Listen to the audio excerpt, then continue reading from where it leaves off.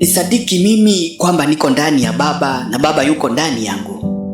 La sivyo niaminini kwa sababu ya zile kazi ninazofanya. Amini nawaambia kwamba yeyote anayeniamini mimi, kazi ninazofanya naye atazifanya.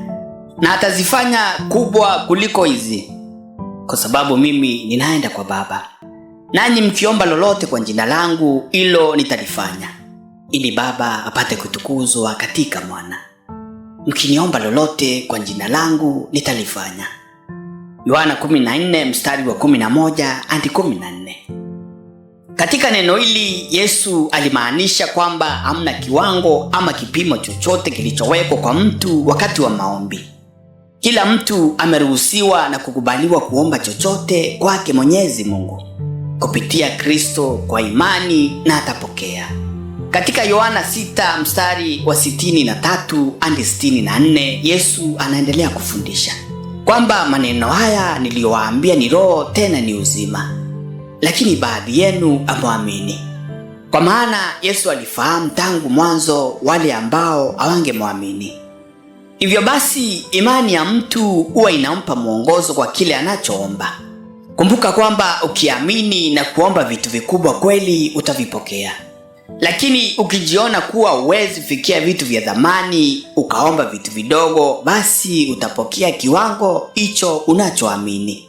Kunao watu wengi waliopewa uwezo wa kumiliki vitu vikubwa au kuwa na vyeo vikubwa naye Mwenyezi Mungu, lakini hawajawahi vipokea sababu ya kutoamini kuwa wanaweza, au sababu ya kukosa ufahamu. Mnatamani sana kupata vitu lakini hamvipati, hivyo mnagombana na kupigana. Hampati kile mnachotaka sababu hamkiombi kwa Mungu. Tena mnapoomba hampati kwa sababu mnaomba kwa nia mbaya. Yakobo 4 mstari wa 2 na 3. Ni vyema mtu anapoomba awe na ufahamu wa kile anachohitaji, akilinganisha na wakati ule anapoomba, ili kuomba sawa na mapenzi ya Mungu. Madhabahu yanayotumia mtu kuwasilisha maombi yake kwa Mungu ni muhimu pia, ili kufanikisha kusudi la maombi. Unapokuwa na madhabahu yaliyo na nguvu za Mungu, huharakisha majibu ya maombi yako.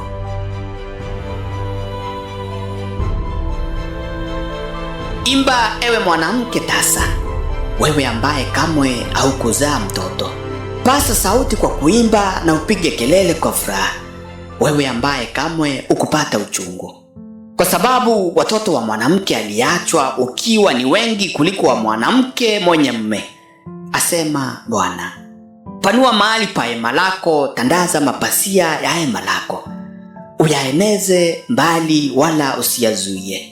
Ongeza urefu wa kamba zako, imarisha vigingi vyako, kwa maana utaenea upande wa kuume na upande wa kushoto. Wazao wako watayamiliki mataifa na kukaa katika miji yao iliyoachwa ukiwa. Usiogope, wewe hautaaibika. Usiogope aibu, wewe hautaaibishwa. Wewe utasahau aibu ya ujana wako, wala hautakumbuka tena mashutumu ya ujane wako. Isaya 54 mstari wa 1 hadi wa 4. Mungu akupe ufahamu unapoomba. Ufanye maombi kulingana na mapenzi yake yeye, na jibu lake lisikawie kukufikia, wala lisije likachelewa. Akutendee na akupe majibu hata kuliko vile ulivyomuomba. Hadi wakati mwingine, kama uko majaliwa yake Mwenyezi Mungu. Neema ya Bwana katika maombi ikufunike daima, na amani yake iwe juu yako milele na milele. Umekuwa wako Cyprian Mutuma.